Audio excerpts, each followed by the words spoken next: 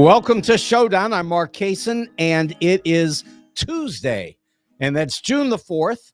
And the most important thing that's happening in the country today, no, I'm lying. It's not, but you would think it is. Hunter Biden? Really? Why? What a waste of money. What a waste of time. What a waste of energy. And why is anybody talking about this? Here's what we know. Hunter Biden bought a gun. Shouldn't have a gun anyway. None of these people should. But let's forget that part. Hunter Biden bought a gun. And he signed a piece of paper that said he's not an addict. Well, he's an addict. So now what? He lied. And what are we going to do about it? I just can't wait to find out what we're going to do about it. We know he lied. He's going to say he didn't think he was an addict when he signed the paper because he had been clean for however many days. It's not the point. The point is he signed a paper and he's in trouble because he lied. And honestly, are we going to hang him? Is he going to go to jail for life? Yeah, Ben, you're right. He's a hot mess of a person. Yes, he is. Now what? Spend the rest of our lives talking about him? I mean, what is the difference? Yeah, Michael says, does a form ask if you've ever beaten up your spouse? You know, it is ridiculous. I mean, we've got so many things to worry about. And we're going to sit around and worry about whether Hunter Biden lied on a piece of paper when we know that he lied. He lied on the paper. The only question is going to be, legally, can he get away with that lie? It might work. It might not. But what's the difference? What do we care? How does it affect policy? How does it affect the way anybody's living? The answer is it has no effect on anything. Oh, it's going to have an effect on Hunter Biden. And by the way, whatever they decide, I would bet anything that what they're going to do to him is going to be so minor that it won't even be worth having had this conversation. It's going to be minor because it should be. There is nothing that Hunter Biden has done, certainly nothing he's done that's being discussed in this courtroom, that merits a single additional minute of our time. Absolutely nothing. Hunter Biden means nothing to us. I mean, he means as much as Roger Clinton or Billy Carter. Really, these people are nobodies. They're related to somebody who's the president of the United States. And so what? Why would we care? Will it affect your life tomorrow? Will you get anything out of this tomorrow? Yeah. Billy made great beer. Yeah. The whole conversation is just bizarre. Now, Lizzie wants to know who's a nobody. So, Lizzie, I'm going to tell you who a nobody is. Hunter Biden is a nobody. He's nobody. Is he anybody to you? I don't think so. What are you going to do tomorrow based on something related to Hunter Biden? Answer is nothing. Would you like to get a hold of his laptop? I mean, there's nothing on his laptop. Why don't you come look at my laptop? You can read articles from now until forever. I got interesting things on my laptop.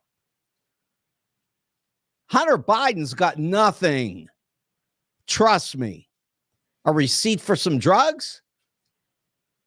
Who cares? We know he bought drugs. The man bought drugs. The man used drugs. The man's got a problem.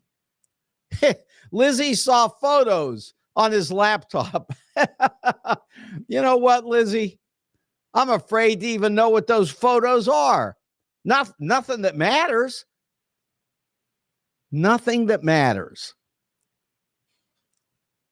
Oh, stop it. Now she's starting this little girl business. I'm telling you this. Hunter Biden probably doesn't have any little girls. I know Joe Biden has none. Zero. If Joe Biden had one little girl, let me tell you something. She'd be all over CNN, MSNBC, CBS, ABC, you name it, everywhere. Nobody has been molested by the Bidens. There you go. Michael's got it. They were making pizza. The same place where Hillary was eating children. What a waste of time. Why are we having this conversation? I mean, let's talk about, Hillary's children that she was eating in the basement. And by the way, the pizza place didn't have a basement. Okay. Anybody want to waste their time talking about this? I mean, we've already killed 8 minutes. For what? For nothing. Ashley Biden. I already have seen all this Ashley Biden stuff. Ashley Biden said that they're all lying.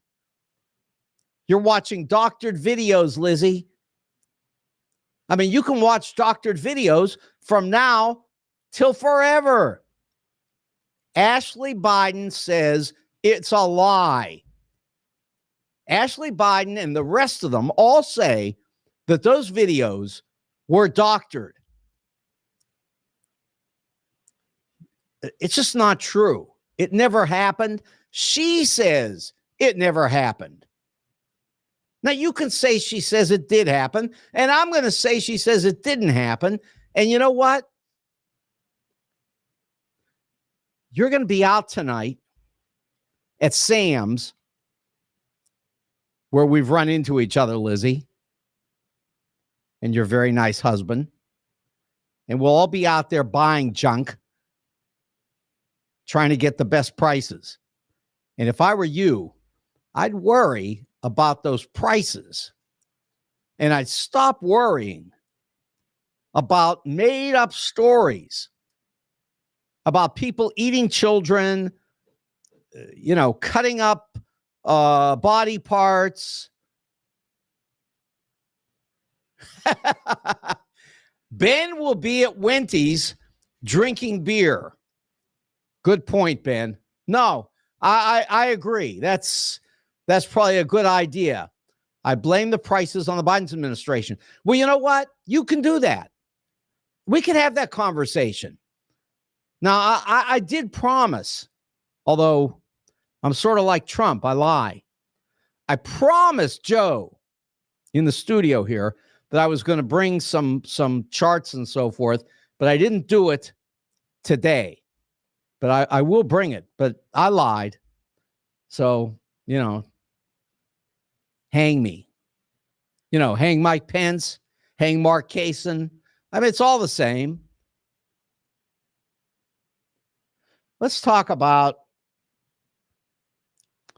immigration. Now, I have tried to get some people from the International Institute of St. Louis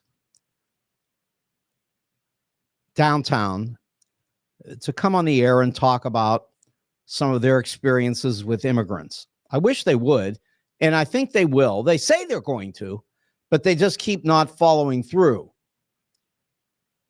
So, hopefully they will. However, what we've got today is Joe Biden doing something absolutely stupid. He signed an executive order to shut down the border if the crossings get above 2,500, which they're already up to 4,000 a day. So I guess they're going to shut down the border, or they're going to say they shut down the border, or they're going to pretend they shut down the border, or something like that. And anyway, everybody says, the experts, that you couldn't shut it down if you wanted to anyhow. How are you going to do that? Line people up at the border? Don't tell me about a wall. They climb walls. They climb walls. They dig under walls. You can't worry about a wall. Now, you could put a guy at the border, line them all up, thousands of people at the border, give them all guns, and if anybody tries to cross, shoot them. Now, that'll close it.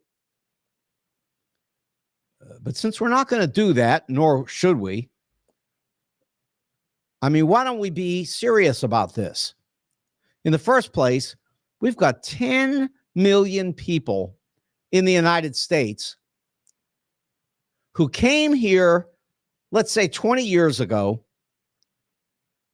because their parents came and they were brought here as little kids. And they are working, hiding, finding any way they can to exist here, although they've got some protection under that DACA program, but I would say not much. They're scared. And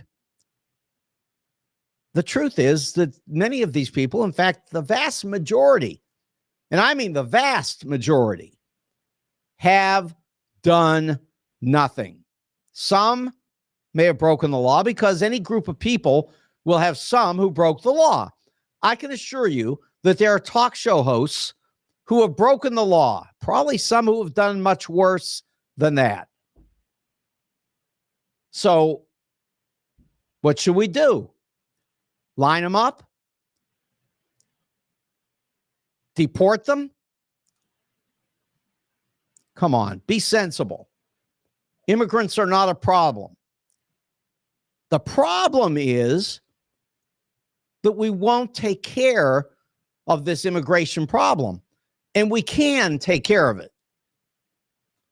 First of all, and it's such a shame, I talk about this all the time, we could send 1 million high school graduates to the border. You know, like the Peace Corps. Send them to the border and arrange for when the people come over for these kids to mentor the immigrants coming across the border. By the way, if you open the border, bring the people in, have them sign documents, let us know where they are. We're not going to come and get them and do bad things to them. You know, if they're here, they need to obey the law. Let them have a Social Security card. Let them go to work. And let them stay here as long as they don't break the law. If they break the law, let's catch them. And you know what? We're going to go catch anybody that breaks the law. That's what we do. If we find people who break the law, we catch them. And when we catch them, we do things to them. Yeah. Like Donald Trump. He broke the law for 40 years and we finally caught him. We caught him. We put him on trial. And now we're going to do something to him. About time. And that's what we do. Let's go get these criminals like Trump and let's put them on trial and then give them appropriate punishments. Some of them, the appropriate punishment might be to deport them if they're immigrants who have come over here and broken our laws. Maybe we have to deport those. I don't know. If they break our laws, or if, let's say, if they're murderers. There's so few of them that do anything serious. We could figure out what to do about it, and we wouldn't have any trouble finding them because the numbers are minuscule. Okay, you want the data on this? I've got it for you. Go to talkstl.net. That's my website. talkstl.net.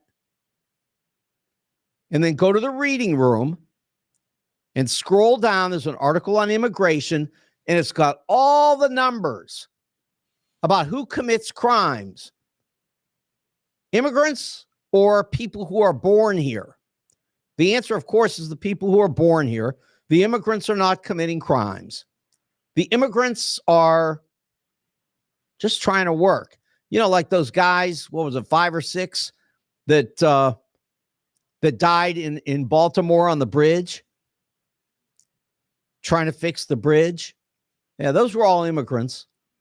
They were just trying to fix the bridge. They got knocked off the bridge. But they were just trying to do work and then go home to their families. And that's what most immigrants are doing, including our families. Our families, our people who came here before us. They worked. They did their best. They didn't break any laws.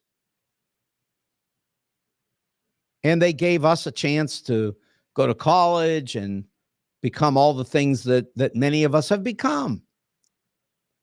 All of us. It's a country of immigrants. You've got a statue in New York. And that statue says, if you're poor, if you're miserable, come here. Bring us your masses. Yearning to be free. Bring them here. We put it out there. It says, come. So just let them come. Do what we said. We've been doing it. It works. Now, I admit, we were pretty mean to the Chinese who were working on our railroads. We did some bad things there. But bring these people in.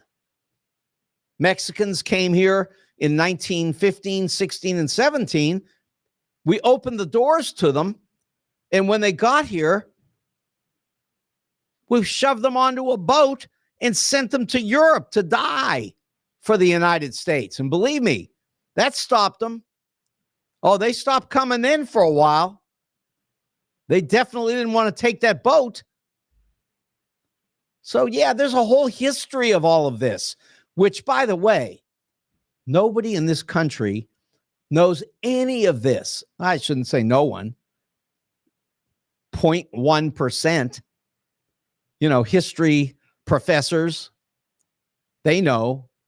A lot of history teachers, in K through 12 probably wouldn't know this. I understand why they're not teaching it at school, but maybe we should teach it at school. Maybe the kids should find out about this. Maybe the kids should be encouraged to read something, which they hate. They don't want to read anything. Kids want to watch TikTok. Don't blame them. Blame mommy and daddy. Really, blame mommy and daddy. Go to their house, sit at their table at dinner, and watch mommy and daddy reading their telephones. So what do you think the kids are going to do? And it is addicting. But that doesn't mean that they don't have to read. They can read a book. I read the newspapers on my phone, although I have papers actually delivered to me, many. I have them delivered. I bring them to school. I put them in the kids' faces. I make them touch a newspaper. Even if they refuse to read it, I make them touch it. I want them to see it. I want them to know something about it. But they can read it online as well. I have kids reading the New York Times from the 1930s so that they can read about World War II. Those are primary documents. They're all available at a place called timesmachine.com.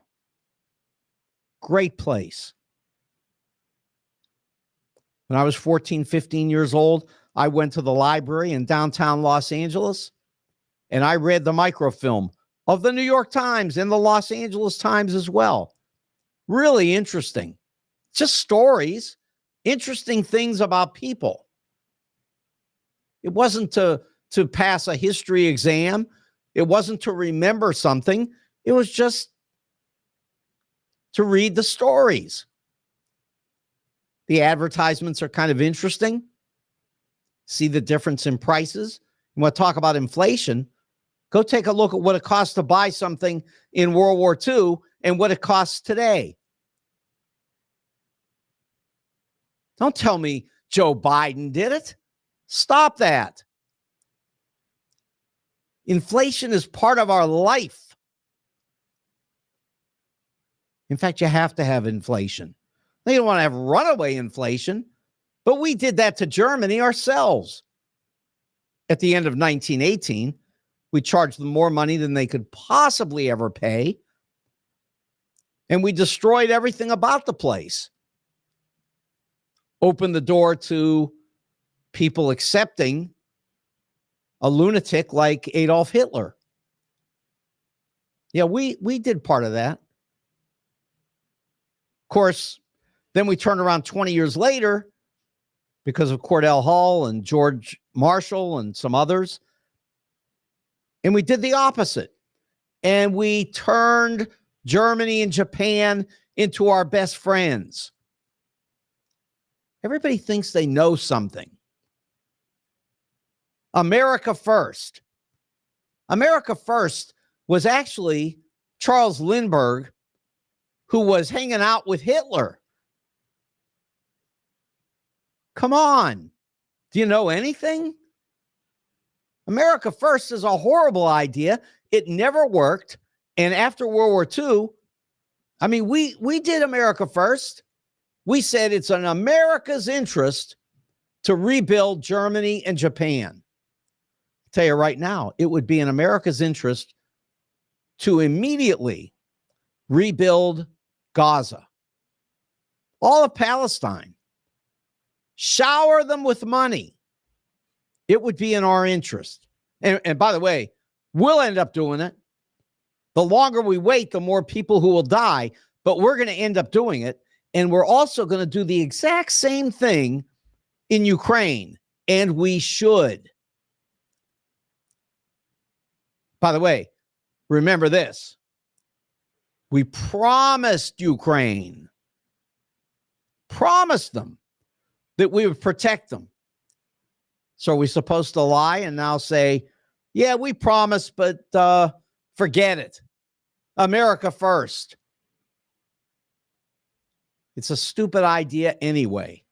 And it doesn't work. We've tried it repeatedly. Every time we try it, it's an isolationist idea that leads towards fascism, and it is stupidity. How many times we have to do the same stupid thing over and over? We just sent weapons to Ukraine, and Ukraine is shooting those weapons into Russia, which we gave them permission to now. And they're shooting down all kinds of Russian assets that they're using against Ukraine. And I can tell you right now that if Vladimir Putin thinks he's going to go berserk in Ukraine and then switch off into Poland, he's going to run into NATO, and he is going to be a sorry guy. And believe me, the Russians themselves will remove him before we even have to do anything about it. There is no way that Russia and its $1 trillion economy that is smaller than Texas and California, there's no way that they want to destroy themselves any further. They're a mess. All the money over there belongs to Vladimir Putin. He has stolen it all, along with his buddies. The Russians aren't thrilled about that, but there's nothing they can do about it. But all we have to do is keep them out of Ukraine.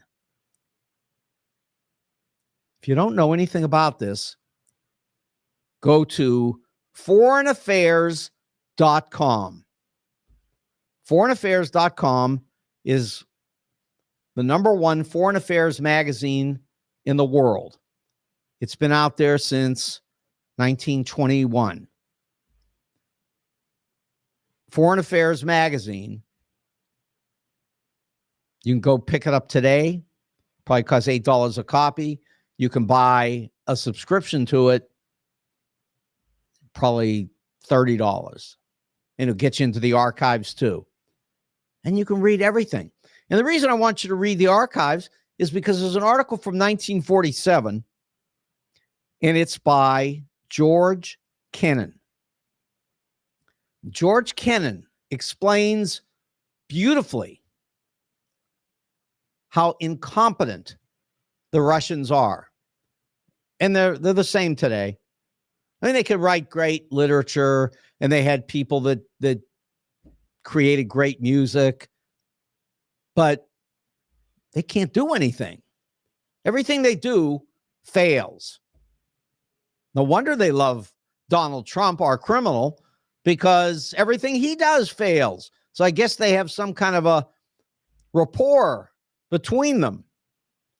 At any rate, go read George Kennan in 1947, because he explains in detail exactly why all you have to do is keep Russia where it is. Just keep them right there, because they can't do anything right. They will wreck themselves, as they have every time. Every time they wreck themselves, they try to recreate Russia. Maybe someday they'll do it right. Maybe someday we'll help them to do it right, like we did for Germany and Japan, which is probably the only way they're going to ever get out of the mess that they're in. And that brings up another key point. The United States is the country in the world that actually does know what it's doing. I think we're probably the best when it comes to technology, when it comes to research, medicine. Our universities are clearly the best. Everybody that wants to go to the university from around the world, they send their kids here. I mean, I'm not saying nobody goes to the Sorbonne. Of course they do in Paris. I know people go to Oxford in England. That's all true. But, you know, those are one or two here or there. The vast majority of great universities are right here in the United States. So we need to stop telling everybody that our universities are a waste of time and take advantage of the fact that they produce greatness for this country. They absolutely do. If you don't believe it, it's probably because you've never gone to a university. I went to UCLA, and I can tell you that UCLA is top-notch for a reason. It's the best. You go to UCLA, you will learn a lot. Now, don't get me wrong. Right here in St. Louis, Washington University. There you go. SLU isn't bad, but WashU is the top of the line. Michael went to WashU. People who have gone to great universities and get great educations know a lot about the world. They just do. I'm not saying that if you didn't go to a university that you're a moron. People will say that I said it, but I didn't. And it's not true. You're not a moron. But there's just no question that if you've gone to one of the great universities in the United States, you know a lot. Now, you might not be a welder, and we need welders. And you might not be an engineer because you might want to go to Rolla if you want to be a great engineer. I don't know. Or MIT. But all I'm saying is we've got great education research in this country, and that makes this country better than everybody in the world. It really does.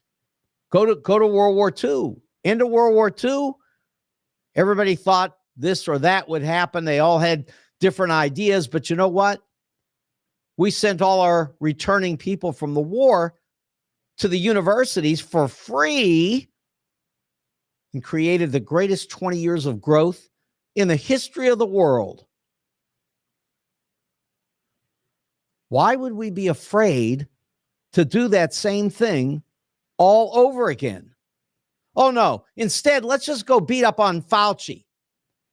You know, Fauci was at a hearing yesterday. Let's go beat up on Anthony Fauci, one of our great researchers. Let's just kick him around. Let's call him names. Let's say that he was trying to destroy America. Let's say that he was killing people. None of that's true. Of course not. I don't know what he did. Did he make any mistakes? I'll bet he did, because everybody makes mistakes.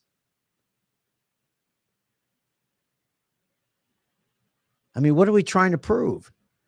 That we can take great researchers and make them look stupid? And by the way, in doing all of that, these people in Congress have ended up making themselves look stupid. But I do understand that for their people, I know we call it the base, whatever, for their people, they think that it's really cool because they put down some genius researcher who spent 40 years serving the United States of America. And so everybody jumps up and down and claps like a seal. Why? Because they think they made Fauci look bad? And actually they didn't. They didn't even do that. Well, and yes, Michael, and scare all the researchers from ever wanting to work in the government. And that's all we're doing right now, because who would want to? Who would want to come out of one of these research universities and end up working for the United States government and then having some moron in Congress screaming at them? And by the way, some of these morons in Congress have Ivy League educations and know better. But they say what they say because they think somebody will like them. They think somebody will send them money. In fact, they will. It's people who are eating dog food. You know, there are people right now who are eating dog food in the United States, poor. They have no food, so they're eating dog food. But you know what? If they can find $1, they'll send it to Donald Trump, because Trump has sold them a bill of goods. Well, just like every con man and grifter has ever done throughout history.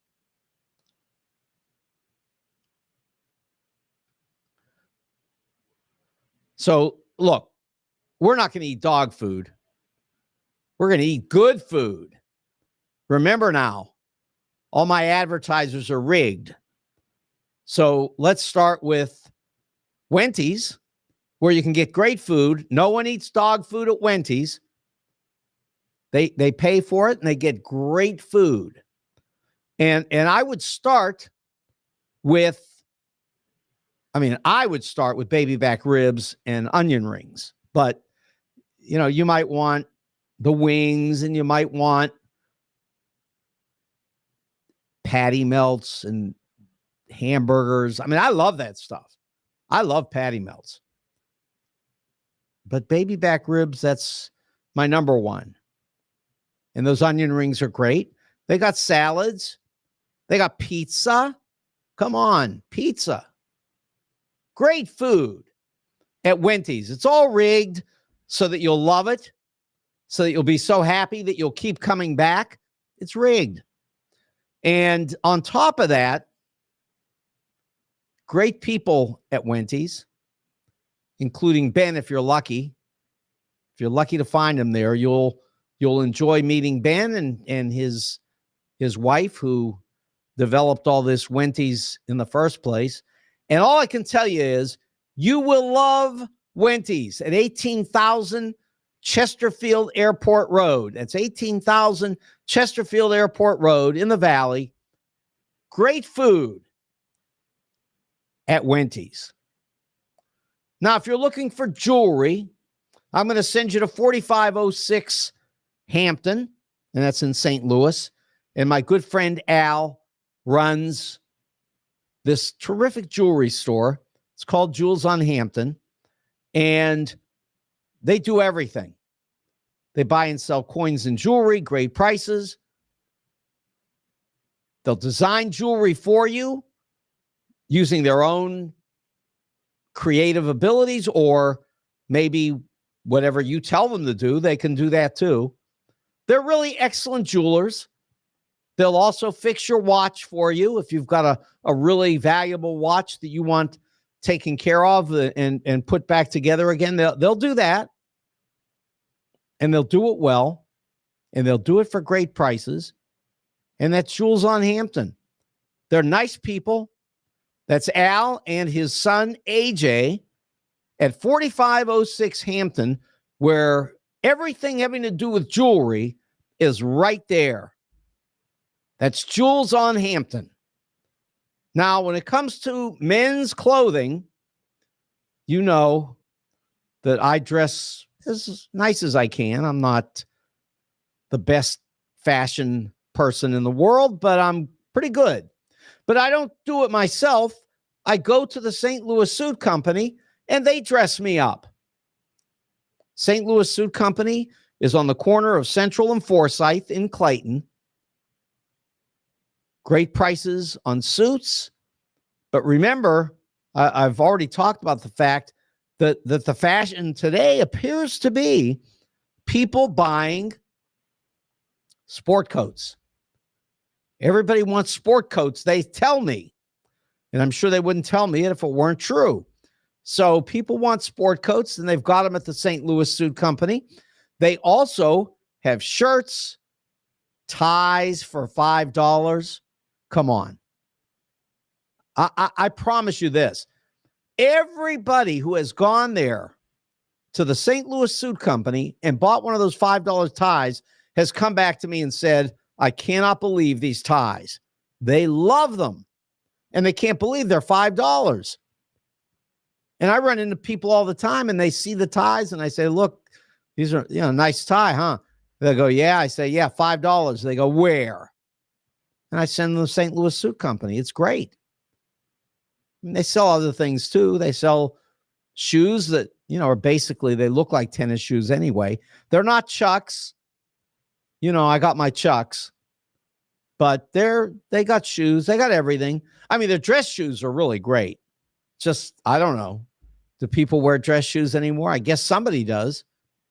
But I wear my Chucks with my suits, but that's me.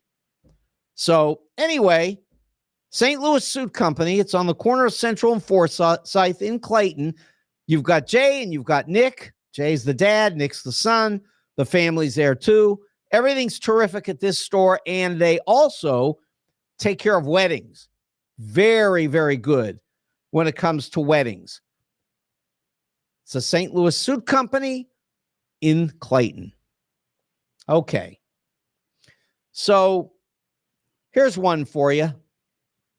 I've talked in the past about the fact that when I was 11 years old, I read Profiles in Courage. I read Profiles in Courage. A couple years later, I read, and that of course, I say by John Kennedy, but everybody knows that it was really at least partially written by Ted Sorensen with John Kennedy, presumably, I guess. I hope. I mean, I believe it was. So, okay. And so that's one. And then a couple years later, I read a book called The True Believer. And that was by Eric Hoffer. Tough book to read. When I read it, I was like 13, 14 years old, and I had to have a dictionary with me because I could hardly understand it. And then when I read it today, I laugh and I think that's funny because now, of course, I understand every word. But when I was 13, 14, it was a challenge. But the big one was absolutely Profiles in Courage. It was inspiring. And it inspired me to be involved in politics and journalism. I mean, I never ran for anything, and I, at this point, am not going to, although you got Ray out here. Ray Hartman's running for the 2nd Congressional District. And I'll tell you this, there are a lot of us who are out here who I think qualify to be Profiles in Courage. Ray is 72 years old, out here taking on Ann Wagner. It's not cheap. Takes a lot of time, and you have to be committed, and he is. He believes in what he's out here doing, and he's not just pushing some crazy liberal agenda, although he's very liberal, of course. Probably not as liberal as I am, but close. And here's the thing. There are a lot of people out here who have qualified to be Profiles in Courage. Certainly Liz Cheney is one, although everybody wants to kick her now and say bad things about her. I said bad things about her forever because she followed a right-wing conservative lunacy, as far as I was concerned, that I really didn't like. But I never wanted to see anything bad happen to her. Not even to her father. And I know there were people who said really bad things about her father, Dick Cheney. Oh, they hated him. No, I didn't hate him. Just wanted him out of office. I wanted Ronald Reagan out of office. I was in California when Ronald Reagan was governor. He tore that place apart. Everybody at the University of California, professors, were all trying to find anywhere to go to get away from Ronald Reagan and the lunacy that he was placing on the university system in that state. But today, everybody talks about Ronald Reagan like some kind of a hero because the Russians finally imploded, which was not Ronald Reagan. I know everybody says it is, and that's okay. If you think it is, believe it if you like. But it was George Kennan. George Kennan wrote all about it and explained how incompetent the Russians were. And he explained exactly where they were going and how they were going to get there. And he said, you know, really, you're wasting your time going crazy on the Russians. Let them do themselves in, and they did. But everybody wants to say it was Ronald Reagan, so that's okay. If you feel better saying it, that's fine. Ronald Reagan did a lot of bad things. It's not either here nor there now because he's long gone and we're past that argument. But here is where we've got a problem. We have a problem today, and the problem today, I hate to say it, but it just is. It's a criminal. His name is Donald Trump, whose stock, by the way, is dropping again. Gee, what a surprise. And, he's got till September. In September, he might be able to unlock whatever's left when it's trading around $1, $1.50. But right now it's back down to 45 and dropping. It'll get down to $1. Give it time.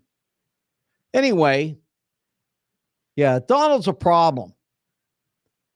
He's a problem not because of just him, but because of what he has incited people to do. And I'm not even just talking about the people who are eating dog food. I'm talking about political leaders, although I shouldn't say leaders. I mean, they're followers, they're obsequious. I always like to bring up that word. When it comes to all the people who follow Trump, that's the word. Obsequious. Go look it up. You'll love it. Donald Trump is tearing apart the Republican Party. He's already torn it apart. I mean, the Lincoln Project and all these different never Trumpers out here, people who just can't abide by any of this. I mean, they know better. They know about democracy, and they know what Trump is doing, and they just don't want to be part of it. And some of those people, like Liz Cheney, are profiles in courage because they have put themselves on the line in a way that may cause them to never get back their political careers. So that's one possibility. Another possibility is that in 5 years, they might be considered heroes. So we're going to have to see on that. I can't prove it, and I don't know. I say what I think I know, and I don't know that one. I really don't. I know that Donald Trump will not be president again. I know everybody's jumping up and down. They think they've got something here because he's getting some money because the dog food eaters are all sending in money again. And, wait till we find out how much money he really got. He says $50 million, but, he lies. And he lies and no one cares. And they say, well, what do you expect? He's just a liar. Isn't that what liars are supposed to do? He lies. Greg asks me, it's a great question, Greg. Are you saying Joe Biden is doing a great job? And I'll tell you this. Joe Biden is doing a good job. Great? I don't know. It depends on what great is. Certainly signing this executive order today is not great. I talk to people all the time about sending 1 million high school graduates down to the border to help assimilate all these people coming across the border. And everybody I talk to says, that's a pretty nice idea. Not bad. I mean, we did it with the Peace Corps. It's not like we haven't ever done this before. Now, I had Joe on here the other day talking about my friend Berger. And, Berger was screaming about the Peace Corps. It's, he's against it. But that's all right because Berger's like that. But I will tell you that a lot of people love this idea, but don't want to bring it up because they think that it's like selling cancer in the United States because people hate immigrants. Has Donald created that, or did people hate them and Donald tapped into it? I'm going to say probably the latter. Donald probably tapped into it. But not only did he tap into it, but now he's multiplying it. So that's not good. And I'll tell you, even my family, who all lived in California and were bothered by all of the Mexicans crossing the border and coming into Los Angeles and creating problems there that are at least perceived problems. Because honestly, if you think that those people coming across the border are living great lives here on day one, you got to be kidding. We live much better lives ourselves. So here's the answer partly to your question, Greg. Joe Biden has pretty much held this country together. He has. He's kept it where it was. So Greg says, how about those that had their school loans paid off by Biden go to the border? Well, here's a better one for you, Greg. Before this is over, $1.3 trillion in school loans, they're gonna shut them all down. No one's going to pay anymore. And I understand if you paid yours off, then you're looking around and going, well, I paid mine off. Why are these people getting away with it? Well, I'll tell you why. Because the country cannot stand what these loans are doing to it. Now, it won't be like right now. I agree. I mean, it's not like you'll walk down the street and you'll see people throwing out their loans. No. But when we have a downturn in this economy, when the markets get killed and business turns down, and you're going to see a lot of business failures, you're going to see a lot of unemployment, and you know what? Those loans are not going to be paid by anybody. It's all going to get shut down and thrown away. So that's going to be the end of the loans. They're not going to be paid off. So it's not what Joe Biden's doing. And the fact that these people got out of $5,000 or $10,000 in loans, big deal. Big deal. What do you care? I'll bet you anything, Greg, that you're doing great. I'll bet you're doing terrific. So stop worrying about it. I talk to conservatives all the time. I say, how are you doing? Oh, I'm doing great. So what are you worried about? That some poor person's going to get something? Is that a problem? Really? Oh, you and I are going to pay for it. Well, you know what? You're right. A half a cent. You won't even know it. You really won't. We have a much bigger problem than those student loans. And the bigger problem is that somewhere down the line, when the economy really is roaring and we do have inflation, uncontrollable maybe inflation, not like Germany, but uncontrollable, like maybe the 79, 80, 81, period like that, that'll come back someday. And you know what? We're not going to be able to pay off all those our loans, United States government loans, because our leaders, and now I'm going to say Donald Trump and Joe Biden, the two of them, they sat in office between the two of them about 6 years with interest rates at about 2%. They could have sold long-term bonds as far as the eye could see, and you'd never be worried about anything. So stop worrying about what Joe Biden's doing. He's not doing anything. Donald Trump didn't do it for 4 years. Joe Biden didn't do it for 2 out of his 3 so far. They could have bought a program, created a program where the government would have issued bonds all over the world, and everybody in the world would have bought our bonds. Our bond prices were just perfect. Everybody wanted in. Everybody was buying our bonds. Our interest rates were practically zero. I mean, short term, they were zero, but 30 years, they were 2%. And by the way, do you want to know about this? Here you go. Go to my website, talkstl.net. Talkstl.net.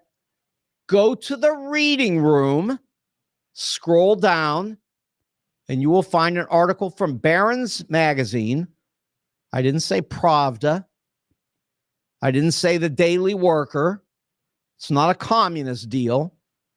This is from Barron's, Dow Jones.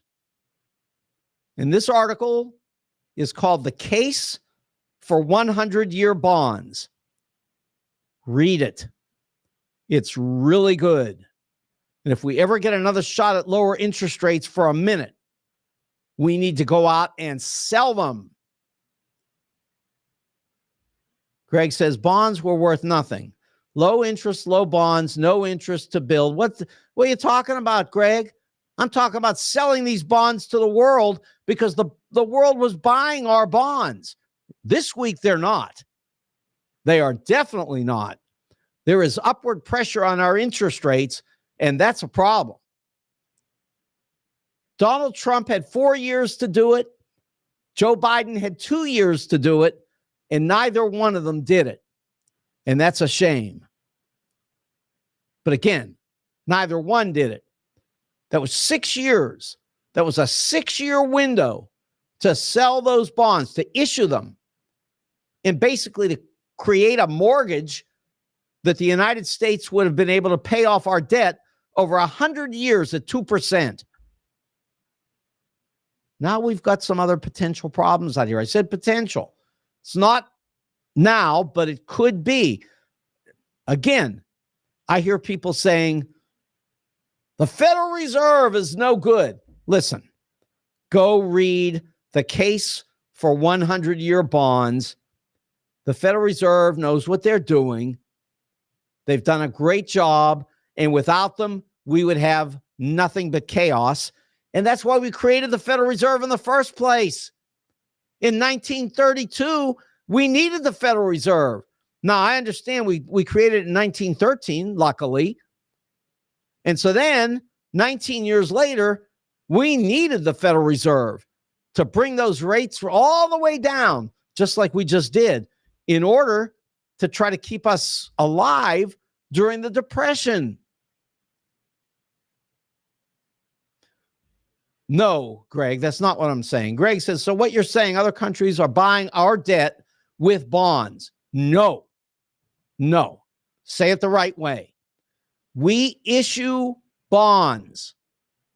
When we issue bonds, those bonds are a loan. And those loans have to be paid back. Currently, short-term rates are up to 5%, over 5%. They were zero. So when they were zero, we thought we had great candy, and we just kept borrowing money at zero. But see, now those long-term bonds are going up in interest rates, and that's creating problems if we want to go out and lock in these bonds for sale. For sale, we issue them. This is normal stuff. Go to my website, talkstl.net, and read The Case for 100-Year Bonds. Don't tell me anything until you've read it, because this is not Pravda. It's not the Daily Worker. It's Barron's magazine. That's what capitalists read. Go read it. Go understand what's going on. And Frida, you're talking about the FDIC and worried about that. Let me assure you, without the FDIC, this country would be a disaster. In fact, we created it because it was a disaster. Okay, I got to get out of here right now. Go read on my website. It'll help you a lot. And then we can come back and talk about it. I'll be happy to do that. Right now, for Wendy's, for Jules on Hampton, for the St. Louis Suit Company, I'm Mark Kaysen. This is Showdown. Good night.